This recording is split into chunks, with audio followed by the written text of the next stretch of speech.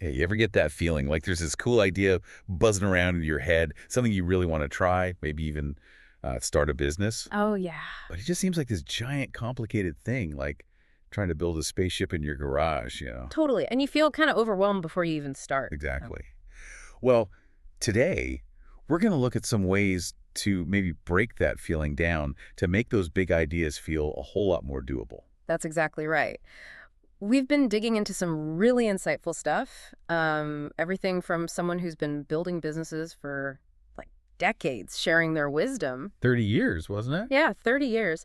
And some really practical tips on finding good ideas, plus stories about companies that did things their own way and really took off, often without a ton of money at the start. Right. The bootstrapping stories. Exactly. And we'll touch on testing ideas without breaking the bank, too. We're basically trying to pull out the most useful nuggets to help you, think like an entrepreneur, even if you're just curious. Okay, so where do we start? I noticed one thing that kept popping up was this idea of your why. Ah, yes. The purpose. Yeah, like Yep. it's not just about making money, but having a real purpose behind what you do. The serial entrepreneur we looked at talked about how when you have that strong purpose, It changes how you manage things. right, it's almost like you're managing the purpose itself rather than trying to manage every single person individually. Like everyone sort of rallied around the same flag. That's interesting. And it makes sense, right? That why can be such a powerful motivator, not just for you when things inevitably get tough, Oh, for sure. but also for your team if you have one and your customers. People really connect with like authenticity and a genuine mission these days. They do. And on a more sort of personal level, just actually enjoying what you do, Mm. that seems of a crucial first step. Absolutely. The journey of building something takes so much effort. If you're not genuinely interested in it, that effort can feel like a real drag. Totally. So, okay, you've got your reason for doing it, your why, and hopefully it's something you actually like. Hopefully. But then comes the big question. Where do you even find a good business idea in the first place? That seems like a hurdle for a lot of people. It really can be. But one of the best places to start, actually, is looking inward. Like, what are you genuinely passionate about? What skills do you already have? Hmm. There's this really neat Japanese concept, ikigai. Have you heard of that? I think so. It's like finding your reason for being. Kind of, yeah. Think of it as that sweet spot where what you love, what you're good at, what you can actually get paid for, and what the world needs all overlap. Okay. Like, have you ever felt really energized by something you were doing, just lost track of time?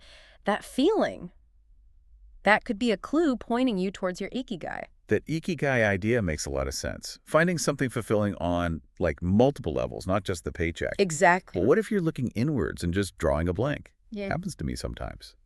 Are there other ways to get those ideas flowing? Oh, absolutely. Don't worry if nothing jumps out immediately from inside.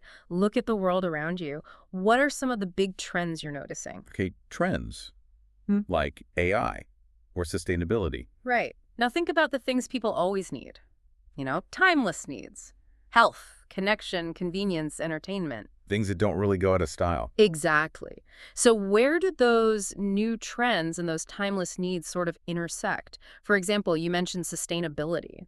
Well, people always need homes, so maybe sustainable home solutions. Or technology and health, we see tons of stuff there. Fitness trackers, telehealth. Ah, I see. So you look for that overlap between what's new and what's fundamental. Precisely. It can spark some really interesting ideas. Okay, that helps. What about just classic brainstorming? Any tips for that? Brainstorming is still super valuable. The absolute key, though, is no judgment at first. Just let the ideas flow. Quantity over quality initially. Totally. Write everything down, even the stuff that sounds completely crazy. Sometimes a wild idea triggers something really brilliant in someone else, or even in yourself later. There's also leapfrogging. One person's idea sparks another, building on it. Okay. And for a different angle, try reverse brainstorming. Reverse. How does that work? Instead of thinking, how do we make this succeed? You think, how could this possibly fail? List all the potential problems, all the ways it could go wrong. Huh.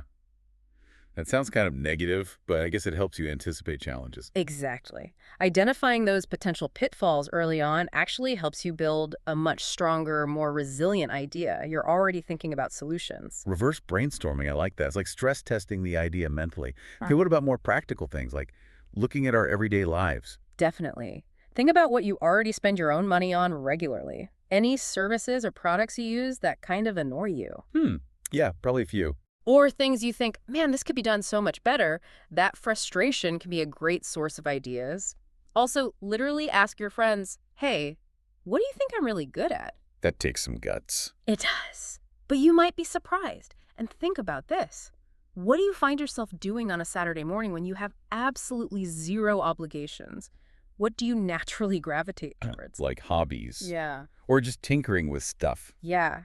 Those activities often point to your natural talents and deep interests, and those could absolutely be the seed of a business. Okay, so we've got a bunch of ways to generate ideas. Now, the scary part, Yeah.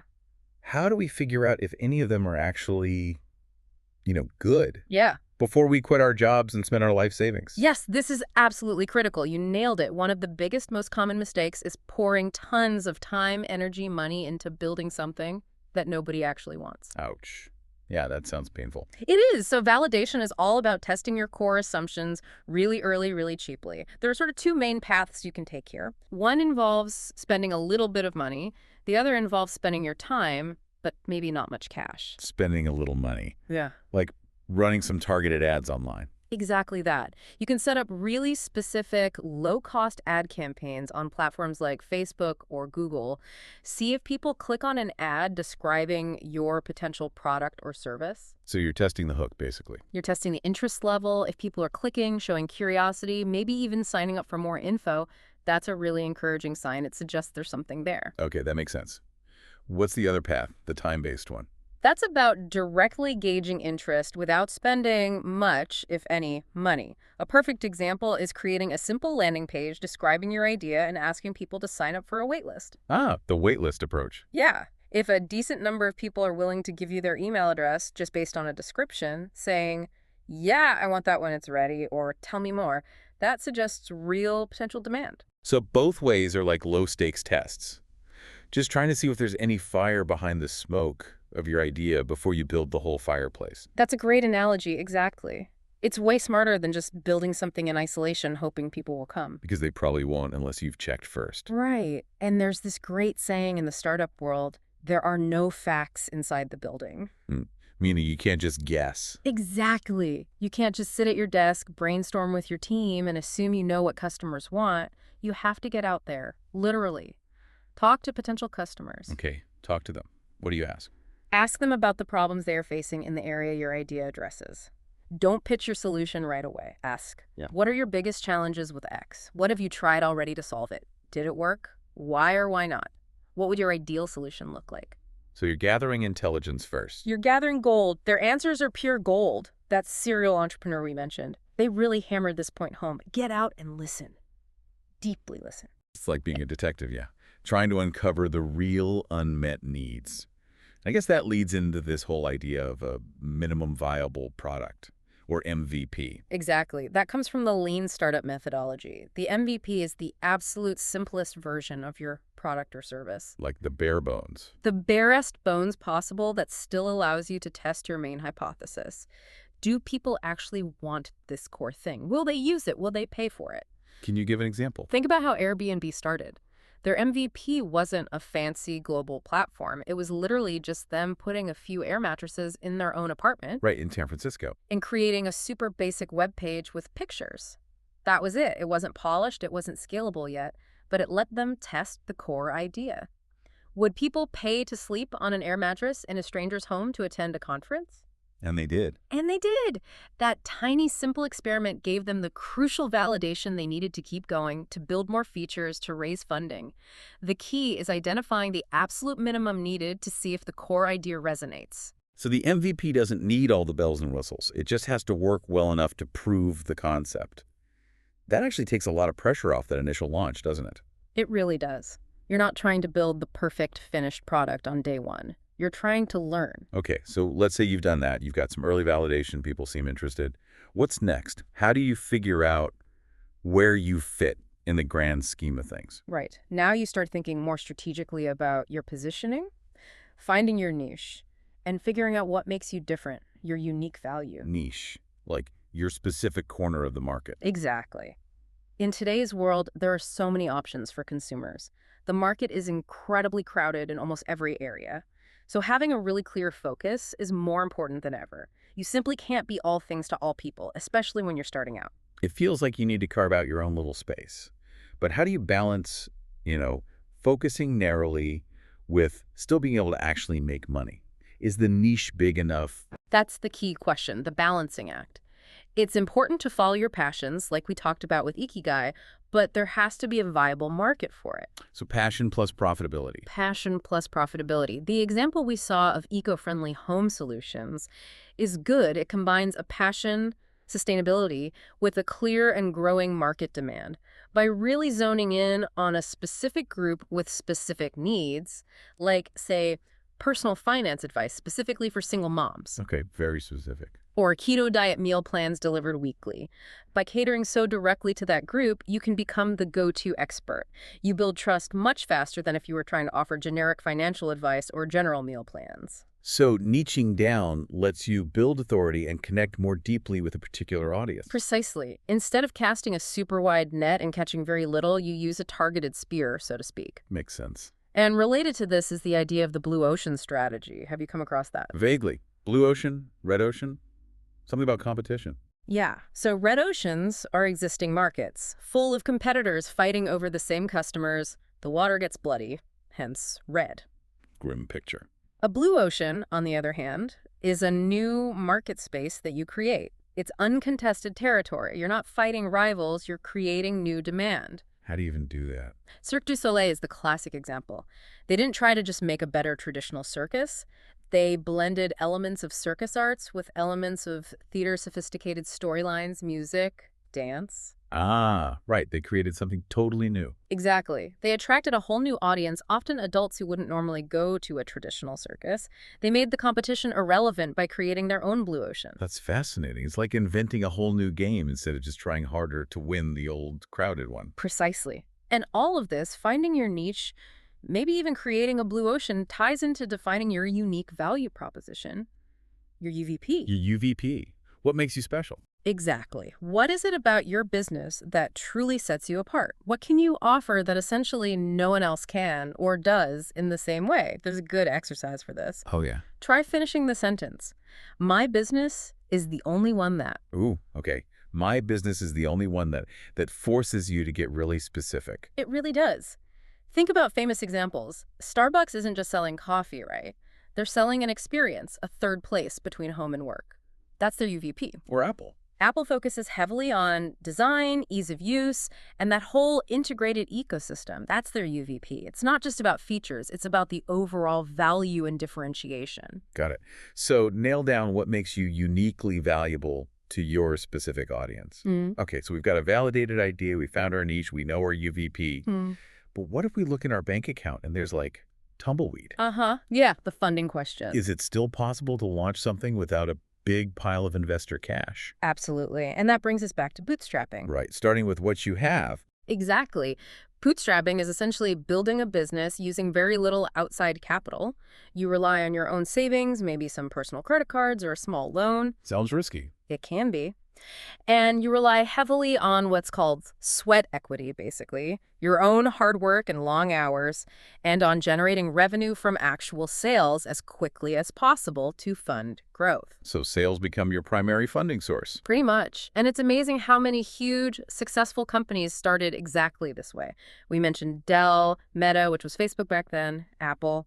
Also, companies like Clorox, Coca-Cola, HP, Microsoft, Oracle, eBay, Cisco, SAP, the list goes on. Wow, that's actually incredible. Some of the biggest names in business started by bootstrapping. So what are the main advantages of going this route, besides just being able to start without convincing investors? Well, that low barrier to entry is huge. You don't need anyone's permission, financially speaking. Another massive advantage is control. You own it all. You own it all. You make the decisions. You don't have investors breathing down your neck or pushing you in directions you don't want to go. And honestly, when you're operating with limited funds, it forces incredible focus. You can't waste money you don't have. Exactly. You have to be laser focused on the absolute essentials. Making sales, improving the core product or service based on customer feedback, managing cash flow meticulously. It forces discipline. Okay, that makes a lot of sense. It sounds lean and mean in a good way. Yeah, But what are the downsides? It can't all be sunshine and roses. definitely not. The biggest challenge usually is cash flow. Juggling expenses, waiting for payments. It can be incredibly stressful, especially early on. You might run out of money before the business really takes off. Yeah, that's the nightmare scenario. It is. Another thing is, you might lack experience in certain key areas, maybe marketing or finance or legal stuff, and you don't have the funds to hire expensive experts. Yeah. And because you have fewer resources to weather storms, the overall risk of failure can feel higher. And the personal toll. Oh, yeah. It can be incredibly stressful. A lot of the financial risk falls directly on you and your family. It takes a certain kind of resilience. I can definitely imagine that would be intense. But then you hear these stories, like GoPro. The founder, Nick Woodman, apparently funded the initial development by selling bead and shell bells out of his VW van. Yeah, something like that. Yeah. And he developed the first camera prototypes himself, by hand, essentially. And Basecamp, they started as a web design consultancy, right? And built their project management tool as an internal thing first. Exactly. 37 Signals, they were called then. They used the consulting revenue to fund the development of Basecamp, releasing kind of imperfect versions early on and iterating based on what their own team and early users needed. And Plenty of Fish, the dating site. Yeah, Marcus Friend ran that entirely by himself from his apartment for like 4 years before he hired anyone, generating millions in ad revenue. It's wild. Those stories are really inspiring. They show it as possible with serious determination and probably a lot of creativity. They really do. Bootstrapping is a totally viable path and often a very smart one, especially initially. But it's also good to know it's not the only alternative to traditional venture capital. Okay, like what else? If bootstrapping feels too daunting, or you need a bit more capital than you have saved up, Well, one thing to consider, especially if your long-term goal is something complex like an app, is maybe starting with a service-based business first. how does that help? It allows you to build expertise in the domain, understand customer needs deeply and critically, generate revenue and cash flow now. You can use that revenue and the insights to eventually fund the development of the product or app. Ah, so the service business funds the product business. Clever. It can be very effective. Then there's crowdfunding, which has obviously become huge. Kickstarter, Indiegogo. Exactly. Platforms like those allow you to essentially pre-sell your product to customers before it's even fully manufactured. Or sometimes you can offer equity, like a small stake in the company. It lets you raise capital directly from your future customers and community. And you validate demand at the same time. Precisely. It serves multiple purposes. There are different types too. Rewards-based, equity-based, donation-based, so it's worth looking into what fits your situation. Crowdfunding seems like it really democratized funding in a way. What about less obvious sources? Anything people overlook? I think sponsorships are often overlooked, especially for certain types of businesses, maybe content creators, events, community platforms. Getting brands to pay you. How does that work? You need to think about brands that align really well with your mission and your specific audience. Who are they trying to reach?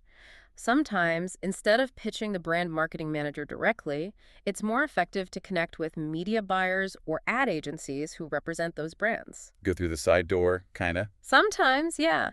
And it's about building genuine relationships. If you truly believe in a brand and can show them how partnering with you offers real value in reaching their target customer, it can lead to funding or really valuable partnerships. Think about that Ring doorbell story, the founder leveraged partnerships. Interesting. And you mentioned working with clients. Yeah, sometimes your early clients or customers, if they really believe in what you're building, might be willing to fund specific developments or expansions that directly benefit them. It's like a targeted investment. It really sounds like the key is being creative and resourceful and not just thinking, I need a VC. Absolutely. Don't limit your thinking about funding from day one. Okay, so let's say you're up and running, bootstrapped, crowdfunded, whatever. The business exists. What are some key principles to keep in mind as you go? Yeah, keeping it going and growing it. Well, one thing we touched on briefly is being open to experimenting with your revenue model, how you actually make money. Don't just stick with plan A. Right. Don't get locked into your initial assumption about pricing or how you'll charge. Test things out. See what resonates most with your customers and what works best for the business. We saw that example of a marketing agency. Fluid, I think. Yeah. Instead of charging by the hour, which is typical, they started charging based on the outcomes or results they achieved for the client. Oh, wow. Value-based pricing. Exactly. That kind of innovative thinking around your revenue model can be really powerful and differentiate you. That's a great point. Mm. Don't be afraid to tinker with the money side. What about marketing? That feels like a beast that's always changing. It really is. And it's crucial to understand that marketing is so much more than just running ads or posting on social media. It includes branding, PR. Yes. Public relations, your overall brand identity, how your salespeople talk to customers, your customer service experience. It's all part of marketing. It's every touch point someone has with your business. The whole package. The whole package. And remember the classic advice, sell the sizzle, not the steak. Focus on the benefits, the experience, not just the features. Exactly. Think about Apple again. Their marketing doesn't just list tech specs. It shows you how their products will enhance your creativity, your life, how they feel. That's the sizzle. Right. And sometimes a really creative, maybe even slightly wild PR stunt can generate way more buzz and awareness for free than thousands spent on ads. Remember that staircase example? Vaguely. Someone built a crazy staircase. Something like that, yeah, to get attention. The point is, think outside the box. But also, importantly, build a system for your marketing. Don't just do random things. Have a plan, track what works, and refine it. There was this staircase method idea, too, about continually evolving and standing out. Okay, systemize the marketing, sell the sizzle. And you mentioned branding. How important is that long term? Hugely important. Often, the real lasting value of a company isn't just in its physical assets or even its current profits. It's in the brand. Reputation, the recognition. Exactly, the trust and connection people feel with it. So focus deliberately on building a brand that resonates deeply with your target audience, that stands for something. And speaking of foundations, another really critical piece, especially if you're not going it alone, is finding the right co-founder. The business marriage. That's exactly what it's like. It requires shared core values, trust, communication, and ideally complementary skills. Someone who shores up your weaknesses and vice versa. It provides accountability, too. Finding that person sounds daunting. Any quick advice on how to approach that? It feels like a huge decision. It is huge. First, get really clear on what you love doing in the business and what you absolutely don't love or aren't good at. Know yourself first. Right. Then, define the ideal person who would complement you. What skills do they need? What personality traits? There was an analogy like writing the mobile code for your ideal partner, defining the core requirements. Okay, define the spec. Define the spec. Also, draw your lines in the sand. What are your absolute non-negotiables in terms of values or work ethic? And then you have to post it. Post it, like put up an ad. Not necessarily an ad, but tell people. Tell your network, mentors, friends, former colleagues, I'm looking for a co-founder with these specific qualities to build this specific thing. Put it out there. You'd be amazed who might know the perfect person. So be intentional. Define what you need and then actively network. Got it. What about selling? That's another area that makes a lot of people, myself included sometimes, feel a bit uncomfortable. Yeah, lots of people have anxiety around selling. But the good news is it's mostly a skill that can be learned. It's not some innate talent you either have or you don't. Really? You can learn to be a good salesperson. Absolutely. It's largely about understanding a system, understanding your customers' needs, listening well, and clearly articulating how your product or service provides a solution or a benefit. Remember the sizzle. Sell the benefit, not just the thing. Exactly. Focus on how it helps them, how it makes their life better, easier, more profitable, whatever the key benefit is. And when you get to the stage of potentially talking to investors. Okay, the other scary conversation. Remember that having some proof, some early success, what investors call traction, makes that conversation infinitely easier. Show, don't just tell. Right. And target the right investors, people who understand your industry, your market. Don't just pitch anyone with money, and try to offer them value beyond just a potential financial return. Show them your vision, your passion, why this matters. And make it more than just numbers. Definitely. And here's a tip.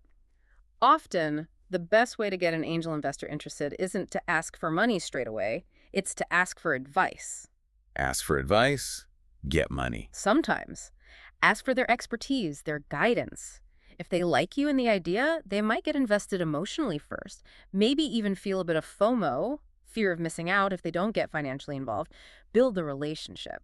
Also, understand the different stages. Angel investors are usually earlier, smaller checks than venture capitalists, VCs. And don't forget those non-traditional routes like brand partnerships we talked about earlier. Right, keep all options open. It sounds like building relationships is key everywhere. Customers, co-founders, investors. It really is. Business is fundamentally about people, which leads nicely into the internal side, company culture and values. The soft stuff. That's actually hard stuff. Exactly. It's fundamental. Define your company's core values early on. What do you stand for? How do you want to operate? And crucially, make sure they align with your personal values. Because if they don't, it'll cause problems later. Big problems. And be prepared for those values to be tested and maybe even to evolve. We saw that example where a company actually changed its values to explicitly protect their staff from abusive clients. That's living your values. Wow, that's powerful. And finally, just having a clear idea of where you're going, why you want to grow. Yes. Define your destination. Why are you trying to grow this business? Is it purely ego, just wanting to be bigger? Or is there a strategic purpose? We saw that great example of someone whose goal wasn't just revenue, but I want to help 10 million people for free with our core tool. That's a purpose-driven growth goal. That ties back to the why we started with. It all connects. So thinking about that big picture, but also nailing down those fundamentals, purpose, people, values, validation right from the beginning. Okay. Wow. That's a lot to think about. But it feels much less like a giant, scary spaceship now. More like maybe building a really cool go-kart first. Exactly. And the main takeaway really is that starting something new, whether it's a full-blown business or just pursuing an idea you care about, it doesn't have to be this impossible leap into the dark. Yeah. By getting really clear on your purpose, your why, by being disciplined about testing your assumptions before you go all in. Talking to people, understanding who you're really trying to serve, and being smart and resourceful with whatever you have to start with, you absolutely can build something meaningful and sustainable. We've definitely covered a ton of ground today trying to unpack all that and give you a clearer picture of the fundamentals. And remember, so many of the big success stories we hear about started with those first, often small, sometimes uncertain steps. The key seems to be that willingness to learn and adapt as you go. Absolutely. So maybe here's something to think about.